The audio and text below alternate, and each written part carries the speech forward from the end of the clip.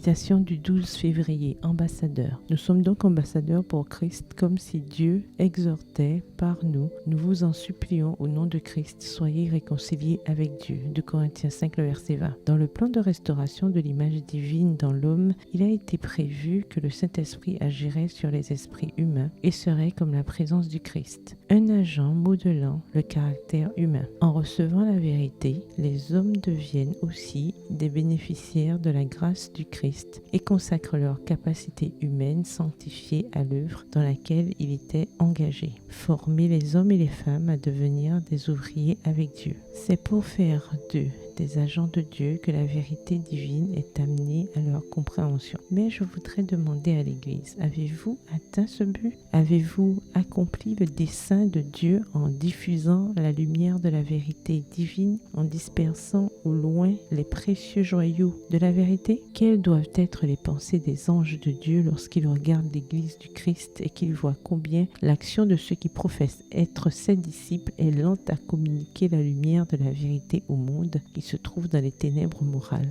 Les êtres célestes savent que la croix est le grand centre d'attraction. Ils savent que c'est par la croix que l'homme déchu doit recevoir l'expiation et être amené à l'unité avec Dieu. Les conseils du ciel vous regardent, vous qui prétendez avoir accepté le Christ comme votre sauveur personnel, pour vous voir faire connaître le salut de Dieu à ceux qui sont assis dans les ténèbres. Il vous voit faire connaître la signification de la dispensation du Saint-Esprit et observe comment, par l'action de cette agence divine, les esprits des hommes corrompus et souillés par le péché peuvent être désenchantés par les mensonges et les présentations de Satan et se tourner vers le Christ comme leur seul espoir, leur sauveur personnel. Le Christ dit « Je vous ai choisi et je vous ai établi afin que vous alliez, que vous portiez du fruit et que votre fruit demeure. » Jean 15, verset 16.